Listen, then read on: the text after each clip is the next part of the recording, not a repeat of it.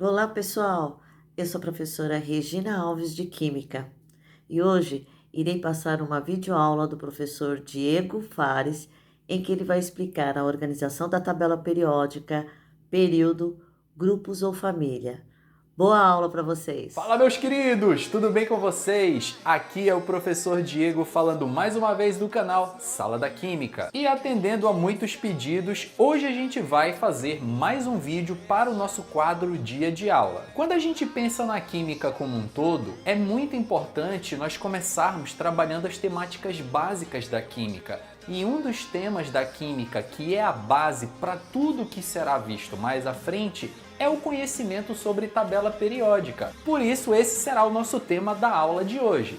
Pegue seu caderno, caneta, lápis e borracha e anote aí porque vem muita coisa importante nessa aula. Vem comigo!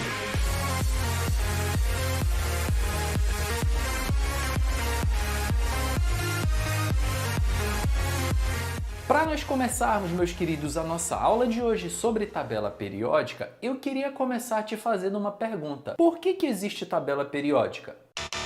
Uma pergunta fácil, no entanto, um pouco difícil de ser respondida, não é verdade? A tabela periódica, meus queridos, ela foi criada por uma necessidade básica de se organizar os elementos químicos que já eram conhecidos. Vou ser mais específico no que eu estou falando.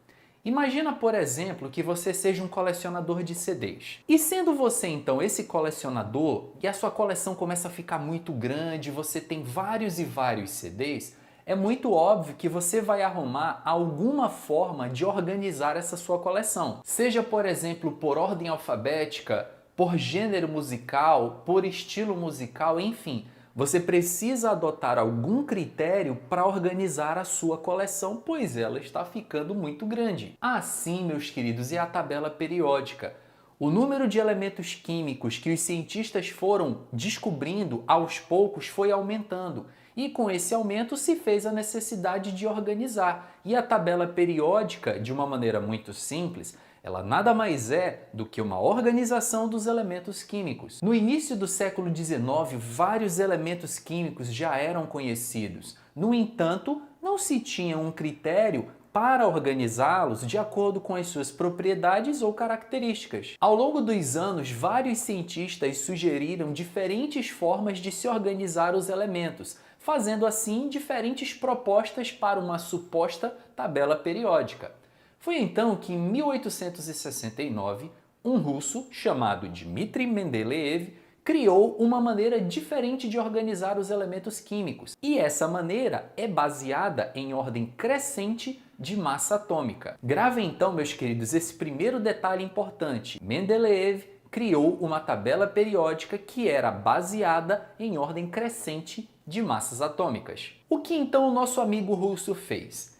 Ele pegou vários elementos químicos que já eram conhecidos na época dele e pelo fato dele ser um cara assim muito organizado, ele anotava em vários cartões as propriedades de cada elemento químico, suas características, densidade, ponto de fusão, ponto de ebulição, algumas propriedades químicas como reatividade, etc. E então ele anotava tudo num pedaço de papel. Dessa forma, ele estava tentando arrumar uma maneira de organizar aqueles elementos químicos. O nosso amigo Dmitri Mendeleev colocou então os elementos um ao lado do outro em ordem crescente de massa. E ele observou que à medida que esses elementos iam sendo alocados nessa tabela, os elementos que ficavam numa mesma coluna tinham propriedades semelhantes.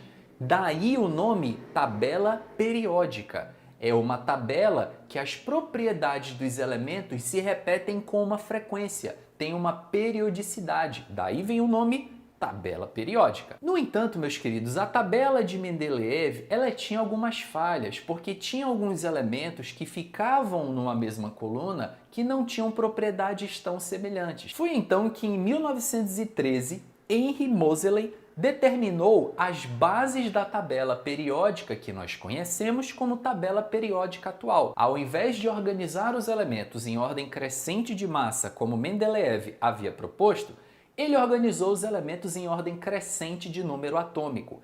Então pega bem esse detalhe, meus queridos. A nossa tabela periódica, os elementos químicos são organizados em ordem crescente de número atômico. Esse é um detalhe básico e extremamente importante. Para a gente entender melhor a estrutura da tabela periódica, vamos dar uma olhada nessa imagem. Vocês estão vendo, meus queridos, a nossa tabela periódica atual. Como toda tabela periódica, ela possui linhas e colunas. As linhas, que são no sentido horizontal, nós chamamos de períodos.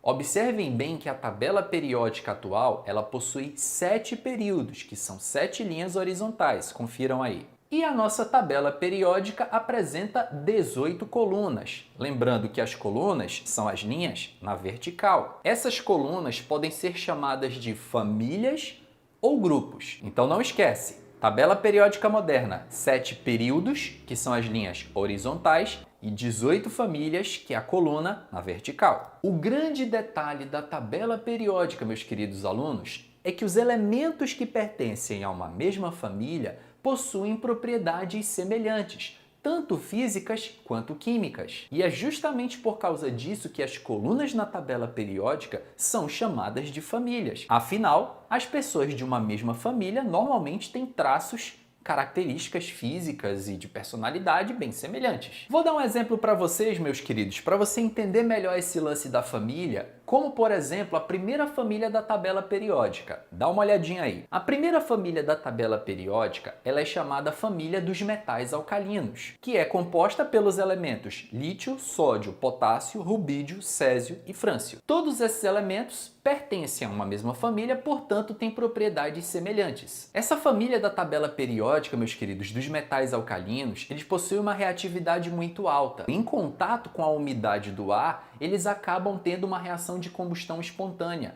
Daí o fato deles serem guardados sempre em querosene, para se evitar esse contato com a umidade do ar.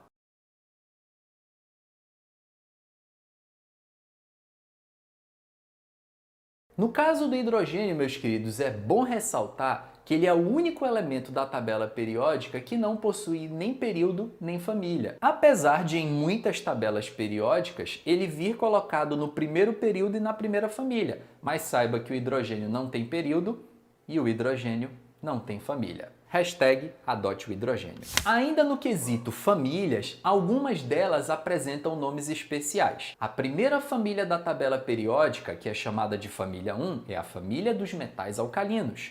A segunda família da tabela periódica, ela é chamada família dos metais alcalinos terrosos. Essa palavra alcalino vem do grego álcalis, que significa formador de bases. Esses elementos da primeira e da segunda família da tabela periódica formam bases.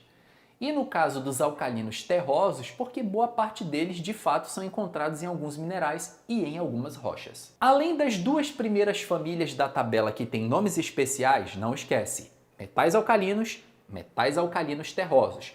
As 3 últimas famílias da tabela periódica também apresentam nomes especiais.